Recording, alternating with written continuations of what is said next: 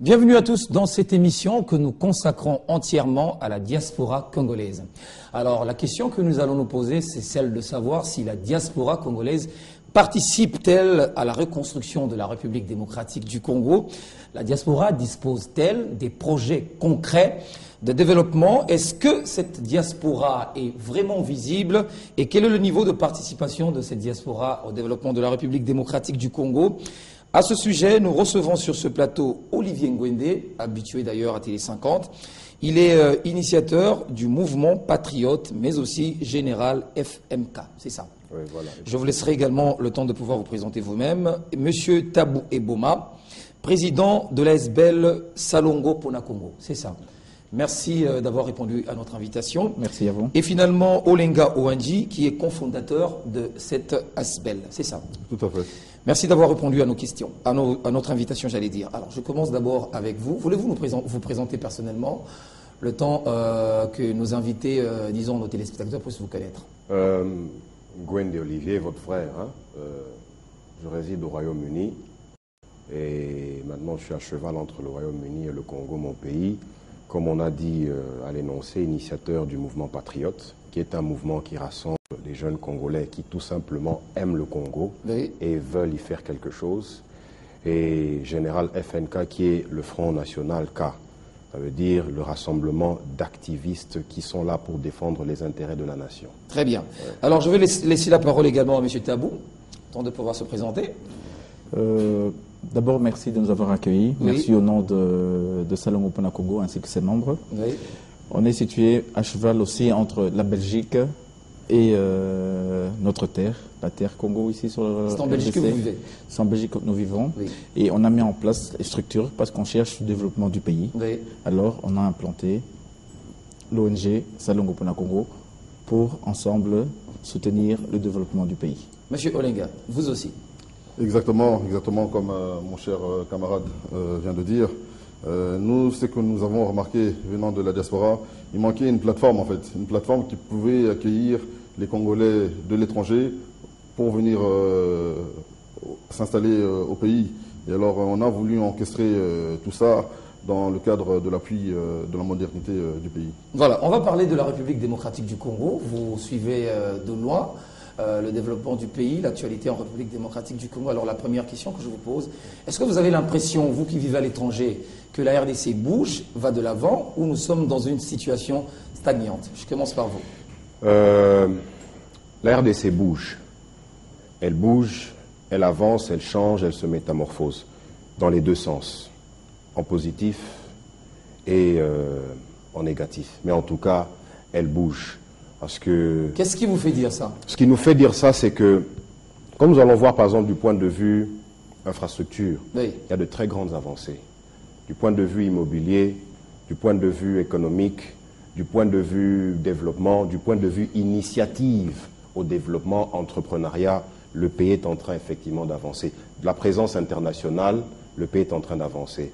Mais quand nous regardons par exemple du côté de la politique interne, nous voyons qu'il y a un peu un problème. Ça hésite un peu. Oui, ça hésite. Il y a beaucoup de choses à... Voilà. On en parlera. Alors, quel est votre avis, monsieur Eboma, par rapport à ça? Salongo vient apporter une pierre à l'édifice pour l'avancement. On ne vient pas en tant que spectateur ou observer de loin. Le fait qu'on quitte la diaspora et on vient se rendre sur le territoire qui est aussi notre territoire, on vient amener une pierre pour pouvoir avancer dans le développement pas en tant que, je redis encore, spectateur. C'est ensemble qu'on peut avancer et faire quelque chose. Mais ça, c'est ce que vous voulez apporter dans le développement de la République démocratique du Congo. Mais quelle est la lecture que vous faites du développement de votre pays, vous qui vivez à l'étranger? À l'étranger, je dirais, il faut encore avancer. Ça avance, mais il faut encore aller. Il faut encore avancer. Il faut encore avancer. Est-ce que vous avez le même point de vue, M. Wandji? Bon, ma pensée épouse un peu ce qu'il vient de dire, mais moi j'aimerais rajouter, je ne réponds peut-être pas directement à votre question, mais j'aimerais dire ceci. Nous, à l'extérieur du pays, on en a marre en fait d'être juste des simples spectateurs. Aujourd'hui, nous voulons prendre nos responsabilités, nous voulons être maîtres de notre destinée. Il y a une certaine période, il y a eu des places vacantes, on n'a pas pris nos responsabilités, et alors on ne doit pas s'étonner de ce qui est en train de se passer. Vous l'avouez? On le reconnaît, on le reconnaît.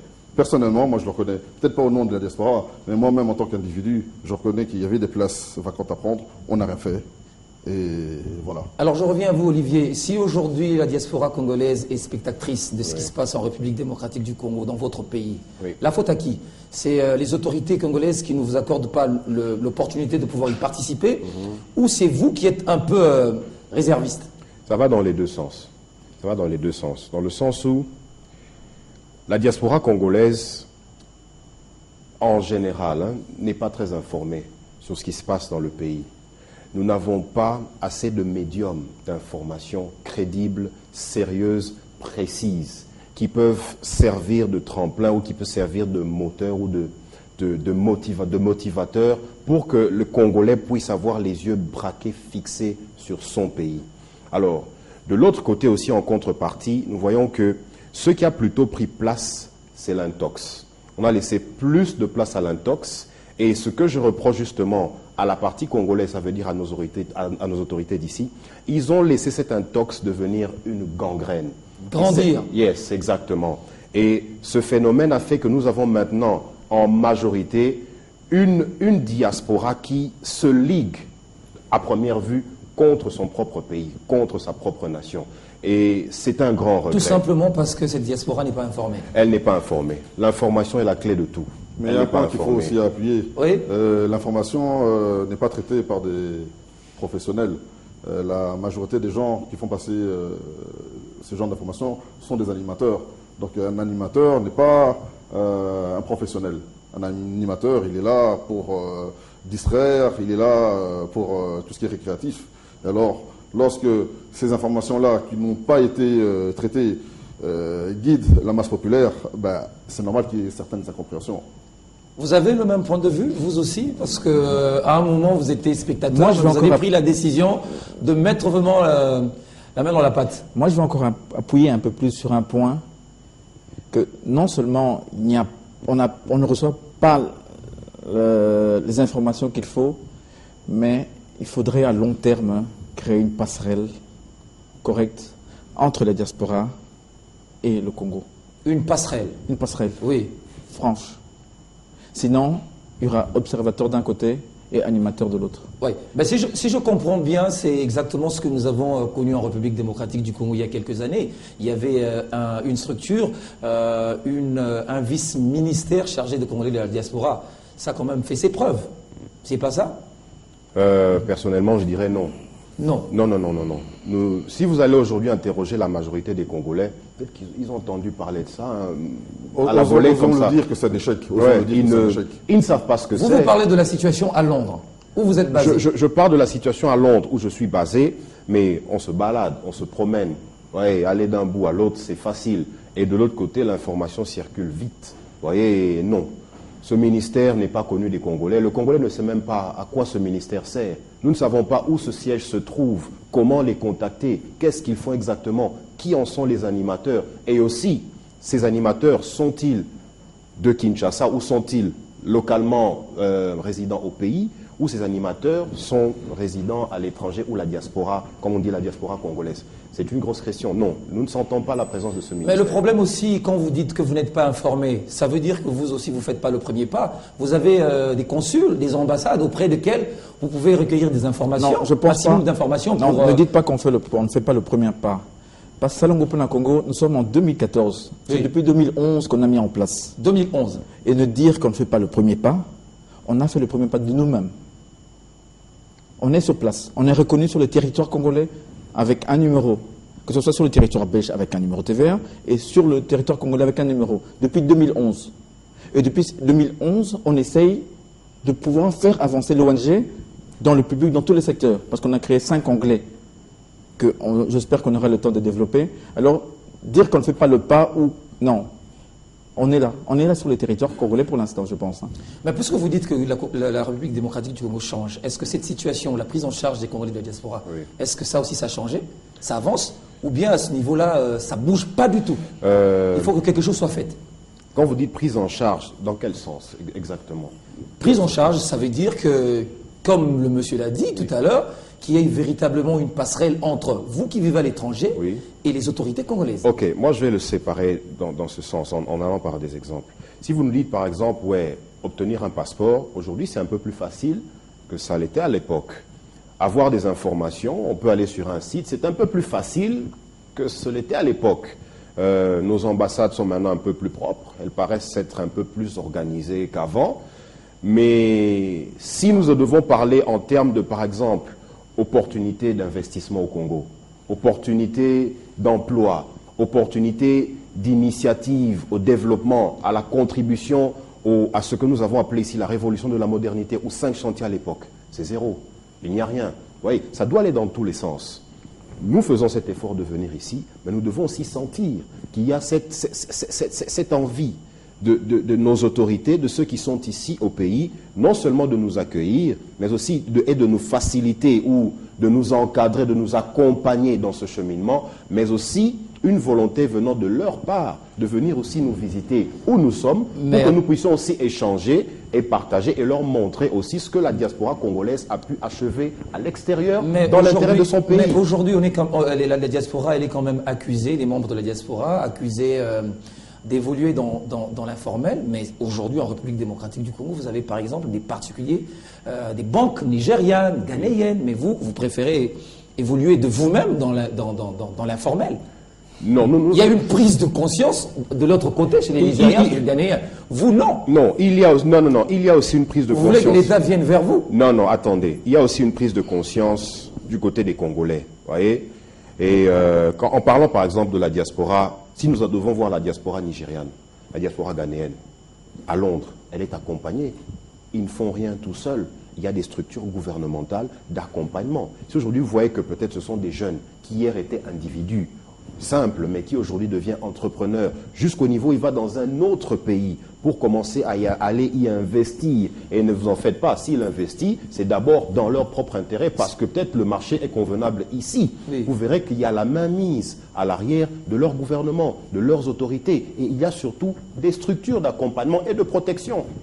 Vous en êtes sûr? Est-ce que les communautés africaines sont-elles mieux structurées, par exemple, en Belgique, par rapport à vous?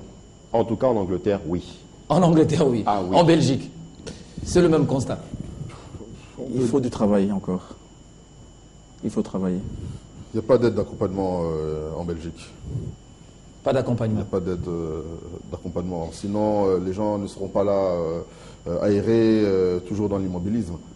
Alors, si aujourd'hui vous étiez demandé des propositions concrètes, vous de la diaspora, pour qu'aujourd'hui la diaspora congolaise à l'étranger soit mieux structurée et qu'il y ait cette passerelle, qu'allez-vous dire? Qu'allez-vous demander auprès du gouvernement? Déjà, et encore avoir un vice-ministère, avoir une cellule qui va se charger de vous? C'est un exemple. C'est un exemple, ça peut servir, mais seulement que cette fois-ci, que nous y soyons d'une manière effective inclus pour que nous puissions y être actifs, par exemple. Et à la tête de ce ministère, un Congolais aussi de la diaspora? Il faudrait bien. Il faudrait bien. Pourquoi pas pour bien faire? Parce que ensemble, en symbiose, nous allons partager les idées. Mais quand on parle de diaspora, quand on parle d'un ministère de la diaspora, il devait y avoir à la tête une personne ou des personnes qui connaissent le terrain, qui est diaspora. Et c'est eux, à cette diaspora-là, c'est ce ministère. Et vous êtes sûr qu'aujourd'hui, si on a un ministère et à la tête soit mis un Congolais de la diaspora, ça va résoudre tout ce problème? Beaucoup de problèmes. En symbiose. On va avancer. dans plusieurs problèmes pour les résoudre. On ne dit pas résoudre tous les problèmes à 100%, mais on va créer l'avancement dans les problèmes déjà. Ça, c'est déjà un point. Avec la position farouche de ces gens-là, vous en êtes sûr? Mais ce qu'il faut savoir, c'est que la diaspora, elle est plurielle. Elle est Dans la plurielle. diaspora, il y en a qui sont pour le gouvernement. Dans la diaspora, il y en a qui sont contre. Vous êtes d'où? Moi, c'est un peu mitigé. Mitigé. C'est un peu mitigé dans le sens que, aujourd'hui, pour être qualifié de collabo, c'est pas compliqué. Il suffit de prendre son avion, d'aller au pays. Vous êtes déjà qualifié en tant que collabo. Mais ce que les gens ils oublient, c'est que nous sommes dans un pays avec une structure. On ne part pas dans un pays comme ça. Pour aller dans un pays, il faut un visa. Et ce visa-là, il y a un organisme qui le délivre. donne et qui le délivre. Oui. Et c'est un institut qui délivre dépend d'un organisme. Oui. Alors, les gens qui disent que oui, il part au pays, il y a ceci, il y a cela, je pense qu'il faut quand même se remettre en question, quand même. Il faut être honnête et sincère. Beaucoup de gens descendent ici. J'ai jamais vu quelqu'un qui a été arrêté, parce qu'il y a une phobie qui circule dans la diaspora. Oui. Si vous prenez l'avion et que vous descendez à Njili, on vient, on vous arrête. Mais moi, je suis ici quasi tous les 3 mois, on m'a jamais arrêté. Donc, on a pris le risque, parce que moi aussi, Donc, c'est comme il le disait tout à l'heure, il y a un moi-même, déficit j'avais peur. d'information. J'avais peur. La Oui. première fois que j'ai pris l'avion pour venir ici, j'ai paniqué. J'ai paniqué. On est descendu, le tarmac. J'ai montré mon visa. Je suis passé. Ah ouais, je suis à Kinshasa. Alors, c'est pour parler par rapport à l'exemple que mon frère a donné, par rapport à l'information. Et cette information, lorsque la source n'est pas vérifiée, ça fait faire des bêtises. Ça fait faire des bêtises. Oui. Alors, autre question que j'allais poser. Vous êtes de la diaspora, mais vous n'êtes pas de la diaspora dite combattante. Non. Vous n'êtes pas de la diaspora dite combattante. Qu'est-ce qui fait qu'aujourd'hui que vous vous retrouvez du côté de cette diaspora qui dit aujourd'hui que la RDC va bien? Pourtant, vos amis sont farouches Mais attention, au régime. il y a un truc que Ils sont j'aimerais vraiment préciser. farouches au régime. Il faut d'abord définir combattant. Qu'est-ce que c'est un combattant? Et combattant, ça signifie quoi? Nous tous, nous sommes des combattants. Combattant, c'est se lever, dire non. Non, moi, je parle des combattants qui frappent les autorités Ah, une fois ok, que les autorités d'accord. sont à l'étranger. Pourquoi vous ne faites pas partie d'eux? Pourtant, eux disent que ça n'avance pas. Ça n'avance pas. Le Ok. pays n'avance pas. Déjà, jeune que je suis, éduqué, africain, noir, je ne vais pas poser la main sur le parent de l'autre, qui probablement peut aussi être mon parent. C'est Ça, seulement le déjà- bon sens. ça, non, c'est très important. En général. Ça L'éducation. peut déjà, Dans la culture ça peut déjà bantoue, tout dans la changer. culture bantoue, Ça peut ça change déjà tout changer. Rien que ce fait peut tout changer. De deux, jusqu'à quand allons-nous continuer à nous violenter les uns les autres? On a essayé de taper sur les Congolais, mais on n'a jamais essayé de taper sur ceux que les mêmes accusent d'être à la source de nos maux. Jamais. Et pourtant, nous sommes à côté de tous les jours. On dort avec eux. Et on a même peur de les pointer du doigt. Mais On on se est connaît. prêt à s'en prendre à son propre frère, à sa propre sœur, aux autorités de son propre pays. Et puis, comme je vous l'ai dit, je suis patriote et je suis nationaliste. Oui. Je ne touche pas à l'emblème de mon pays. Je ne salis pas mon pays à l'extérieur. Le linge sale peut se laver en famille, on peut se déchiqueter ici au Congo, on peut se donner des coups de poing, on peut faire tout ce qu'on veut, mais pas à l'extérieur du pays. Je ne laisserai pas celui qui nous est alien avoir la capacité de nous réduire davantage. Non, ça je ne le ferai jamais. Voilà, je vais poser la même question à M. Tabou, Eboma. Vous ne faites pas partie de cette diaspora assez farouche. Aujourd'hui, vous êtes revenu au pays dans le cadre d'un projet, dans le cadre de votre ASBEL. Salon Mais Gokona Congo. oui, pourquoi vous ne faites pas partie de ces gens-là?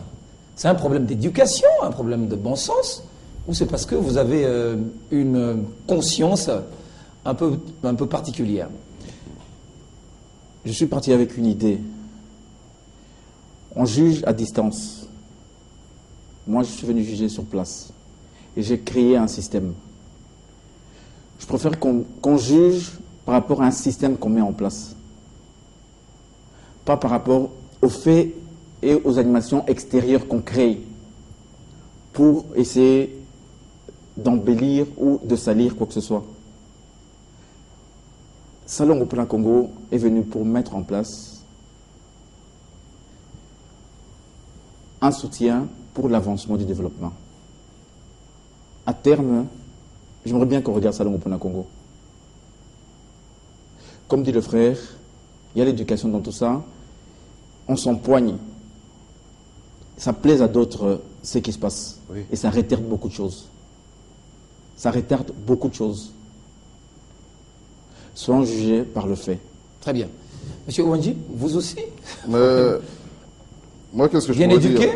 Mais il faut manifester notre congolité par des actions concrètes. Parce qu'à un moment donné, nous vivons dans la diaspora. On en a marre d'être des éternels vigiles, transporteurs, magasiniers, or que Dieu nous a donné des compétences de faire autre chose. Alors, à un moment donné, il faut que on puisse prendre nos responsabilités. Parce que si nous ne faisons rien maintenant, ben, c'est nos enfants qui vont en pâtir. Moi, l'autre fois, je vais vous donner un exemple. J'ai un ami, il se dispute avec son fils, parce que son fils, voyant son père avec plein de diplômes, et son père, il est en train de faire... bon, on dit qu'il n'y a pas de saut de métier, mais bon, le métier que le papa fait, c'est ça qui va motiver l'enfant après. L'enfant, il dit, mais papa, tu as tous tes diplômes là. Mais moi, j'ai pas envie d'aller à l'école, parce que je vais avoir des diplômes et après je vais faire la même chose que toi. Et mon ami, en me racontait ça, il pleurait à me raconter ça. Oui. Il pleurait vraiment.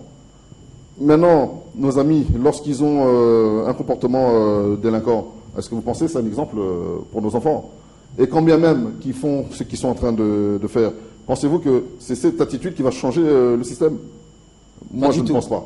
Moi, je pense que lorsque nous avons des idées, des bonnes idées, ben, qu'on vienne ici au pays, qu'on le concrétise. Et j'aimerais bien que les gens qui sont à la tête de notre gouvernement, lorsqu'ils voient les jeunes de la diaspora venir au pays, qu'ils leur donnent un coup de main. Très bien. Alors, on va... Moi, je voudrais rajouter quelque chose. Je sais pas si vous avez posé la question de savoir pourquoi on n'est pas dans le... Oui. J'étais combattant. J'ai été combattant à Londres. Dans le CRC, un mouvement qui s'appelait CRC. Vous étiez contre le régime, vous aussi? Oui. Mais nous avions tous été contre le régime. Vous aussi? Oui, nous avions tous été. Et alors, pourquoi ce Dans les revirement? marches contre le roi Léopold II, c'est nous qui avons organisé toutes ces marches-là. Pourquoi ce revirement? Pour la bonne et simple raison qu'à un certain moment, on se dit, bon, on ne va pas continuer à crier ici. Ah voilà, les Rwandais ont occupé le pays est occupé, tout ceci, tout ça. C'est tout le monde, tu dis, ok, si le pays est occupé, on rentre là-bas, on va aller trouver un mécanisme pour désoccuper le pays, nous allons chasser ces gens-là. Mais quand vous arrivez ici, vous dites, ah, la première fois que je suis venu, c'est en 2008 ou 2009, je crois, si je n'abuse pas. Le boulevard était complètement cassé, par-ci cassé, par-là cassé. Oh, qu'est-ce qui se passe ici? Et je n'ai vu de Rwandais nulle part. On commence à se poser des questions. Ok. Et il y avait quelque chose, ça veut dire, à chaque fois que j'allais parler aux gens ici localement, et en tenant ce langage, voilà, le Rwandais, le président, c'est Kagame qui le contrôle, tout ça. C'est juste un débat qui n'intéressait personne. Les gens étaient beaucoup plus focalisés sur qu'est-ce que toi tu apportes pour qu'on puisse se développer, pour qu'on puisse avancer. Et ça commence par tes propres amis, par tes parents, par tes frères, par tes sœurs. Et ça tique. Vos vidéos leur font rire, ils en riaient. Et tu dis, mais wow, attendez un peu, où est-ce que je suis ici? Tu rentres, tu essaies d'informer les autres, mais beaucoup ne comprennent pas ce que tu veux dire. Tu reviens une deuxième fois, le boulevard qui était cassé, complètement terminé et agrandi. Tu dis, ah, ok, j'ai grandi à Gombe. Tu dis, ah ouais. On va voir les fermes qui commencent à piluler, les immeubles qui pilulent de partout, les jeunes qui commencent à travailler, les banques qui ont ouvert. À l'époque, pour avoir un compte en banque, il fallait avoir 5 000 $ et avoir un parrain. Alors qu'aujourd'hui, ce sont les agents même de l'État. Oui, c'est bon. C'est ce qui a commencé progressivement à dire non, nous devons revoir notre façon de réfléchir, nous devons revoir notre façon de calculer et aussi, nous devons beaucoup plus nous focaliser sur faire quelque chose de manière concrète pour notre pays. Parce que je fais aussi partie de Salongo Pona Congo en tant qu'administrateur. Je fais partie de l'administration de Salongo Pona Congo. D'accord, on va en parler. Voilà. Alors, l'ASBL, vous en êtes le président, Monsieur Tabou. D'où est venue cette idée de mettre en place Salongo Pona Congo? Salongo Pona Congo, l'idée est arrivée tout simplement, on a quand même vécu, c'est depuis quand même dans les années 90 qu'on a grandi là-bas, on a œuvré là-bas. On a un peu vu comment eux, ils dirigeaient le pays. Bon, quand je parle de eux, c'est les Occidentaux. Comment ils ont géré le pays comment ils créent des entreprises, comment ils guident la jeunesse, comment les autorités y tiennent. On dit que, mais pourquoi pas faire la même chose chez nous? Chez nous, on ne part pas pour les vacances. Chez nous, c'est la terre, on vient de là. On ne peut pas aller, on fait un tour, on revient, on montre, j'ai ceci, j'ai ça comme vêtement, j'ai la chaussure, et tu laisses poireauter les gens, toi tu retournes, en fait, travailler peut-être nettoyer les morts. Et après, vous parlez. Je dis non, vous continuez à nettoyer les morts. Moi, je vais aller travailler pour mon pays. Mon frère a bien dit, arrivé un moment, il faut aller sur place. Il faut rentrer dedans. Et vous êtes revenu au Congo? S'il faut aboyer, il faut aboyer à l'intérieur. Oui. Et on est revenu au Congo. Vous avez pris ce risque, je dirais même. En ce moment-là, oui, c'était un risque. Oui. C'était un risque. Vous voyez, quand vous avez l'amour de votre pays et quand vous voyez comment ça se passe, je ne dirais pas c'est un risque. Je me suis dit, si moi je ne fais pas ça maintenant, quand je vois ma fille, je dirais, elle sera où plus tard? Je n'ai pas pensé à ce risque. Vous avez pensé à la génération future, aux générations futures. Tout à fait. Alors, quel contenu vous donnez à Salongo Pona Congo? C'est quoi le contenu? C'est quoi les objectifs? Dans Salongo Pona Congo, on a fixé 5 points. L'agriculture, pour aider la population à se nourrir. Pas dépendre ou attendre de l'autosuffisance l'extérieur. alimentaire. Tout à fait. La santé, il faut se soigner. Mais comment se soigner? Mettre en place des hôpitaux. Pas exporter des médicaments qui sont, entre parenthèses, qui n'ont plus de validité dessus. La santé, c'est-à-dire il faut soigner le corps humain. Parce qu'après, à part l'esprit, on a aussi un corps ou une carapace à l'extérieur qu'il faut soigner. Oui. L'éducation, il faut éduquer un peuple. Pas selon, entre parenthèses, mais selon la culture.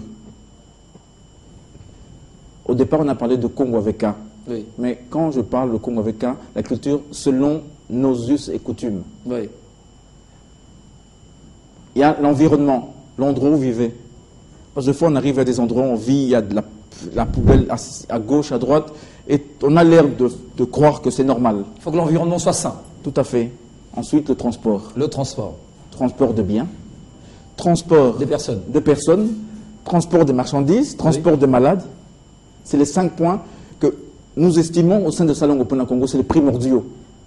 Pour les Congolais. Pour le Congolais, pour un peuple. Pour éviter Napoto, C'est pratiquement les 5 chantiers, là. Makamuni, les autres, Oui. Napoto. Parce que là-bas, c'est bien. Non. C'est chez toi que tu pourras faire quelque chose. C'est chez toi, en travaillant chez toi, que tu pourras te faire respecter vis-à-vis de l'extérieur. C'est ça qu'on essaie de ramener à la population congolaise. Alors, l'ASBEL Salongo Pona Congo existe. Vous êtes ici en République démocratique du Congo. Après un moment, vous allez repartir. C'est une structure qui existe en RDC et partout ailleurs. Nous avons également le province de la RDC. Comment ça s'organise, en fait? Mais dans un premier temps, nous commençons sur Kinshasa et les environs. Là, on a reçu plus ou moins 500 hectares à exploiter aux côtés du Bandundu. Ça nous servira de vitrine. Donc on va diversifier les activités là-bas. Donc on aura des légumes, des fruits, de l'élevage, de la pisciculture. Vous êtes seul? Il y a des accompagnateurs, des partenaires? L'État vous accompagne? Vous êtes encore seul? Comment? Pour l'instant, au moment où je vous parle, nous sommes seuls. Mais au moment opportun, nous allons solliciter l'État. Parce que c'est un grand chantier. À nous-mêmes, il ne faut pas se leurrer, on ne s'en sortira pas. Parce que ça demande de la logistique, ça demande du gros matériel. Si vous savez le coût que ça revient pour acheter un tracteur, faites-vous maintenant l'idée, ce n'est pas un tracteur qu'on en a besoin, mais c'est une dizaine. Une dizaine de tracteurs. Alors imaginez sur 500 hectares, combien de tracteurs il faudrait en avoir. Vous avez Et toujours... je veux juste préciser une chose. Oui. Vous avez posé la question si on était seul. Oui. Je ne sais pas, quand vous dites seul, C'est-à-dire que vous identifiez 3 personnes. Non, pas du tout. Nous avons aussi de la diaspora au sein de Salongo Pona Congo qui veulent le changement. Nous avons aussi ici des Congolais sur le territoire qui soutiennent le projet de Salongo Pona Congo. Seul non. Ça existe depuis combien de temps déjà? 2011 que ça a été créé. Depuis 2011. Le temps de faire les formalités, les documents, les papiers. Vous savez comment ça se passe de fois, c'est un peu la bataille. Le temps administratif. Mais aujourd'hui, pratiquement toutes les portes vous sont ouvertes, les opportunités. Ou ça hésite encore? Vous avez des entrées auprès des autorités? Oui, et bon, tout est processus. Tout est processus et tout va avec le moment et la nécessité. Vous voyez, on voulait d'abord, dans un premier temps, ne pas donner l'impression d'être des commandeurs. Hein, Oui. qu'on est venu là pour embêter les gens. Non, non, non. Nous voulons d'abord faire voir, voilà, nous sommes jeunes, nous pouvons prendre des initiatives et ces initiatives, nous pouvons galvaniser les jeunes à l'extérieur du pays, à l'intérieur du pays et essayer de faire quelque chose. Déjà, les premières aides que nous pouvons les recevoir de nos parents, nous pouvons les recevoir de nos proches, nous pouvons les recevoir de nos amis, nous pouvons les recevoir des personnes qui font partie de nos différents mouvements d'activistes. Et à part le terrain, que d'ailleurs nous allons parce que ce que nous faisons en fait, nous essayons de regrouper le maximum de terrain en termes de taille, oui, pour que nous puissions, nous pensons à une agriculture à un niveau industriel. Pour vous, la priorité pour l'instant, c'est vraiment l'agriculture. Hein? Non, nous avons aussi une école. Il y a aussi déjà une école qui est disponibilisée, qui va servir de centre. Oui, de centre de formation à l'anglais, et vraiment l'anglais adapté avec un test TOEFL. Oui. L'informatique, mais quand on parle d'informatique, ce n'est pas seulement au niveau de la bureautique. Oui. Nous allons peut-être aussi toucher à un petit peu de programmation et tout ce genre de choses, de l'esthétique, la coupe et couture. Nous penserons à tout ça. Donc tout est déjà en place. Tout est en place et qui tourne. Le train est en marche. Très bien. Alors j'espère que vous reviendrez encore ici sur, par exemple, dans le Grand Journal pour en parler en long et en large par rapport à cet ASBEL. Avec plaisir. Alors, les autorités vous suivent. Avez-vous un message particulier, quelque chose que vous n'aurez pas dit pendant cette émission, vous préférez dire en direct? À nos autorités, nous allons juste dire que vous n'êtes pas seuls. Il y a des Congolais, nationalistes, patriotes, qui pensent à leur pays, qui aiment leur pays et qui veulent y faire quelque chose de positif, quelque chose qui va contribuer à l'avancement de notre nation. Nous voulons aussi, comme ça a été prôné par le chef de l'État, avoir un pays moderne, avoir un pays fort, mais réellement fort. Mais ce n'est pas l'affaire d'un seul individu, parce que à tout bout de champ, les gens crient son nom, sous le chef de l'État, sous le chef de l'État, mais sous nous. Merci.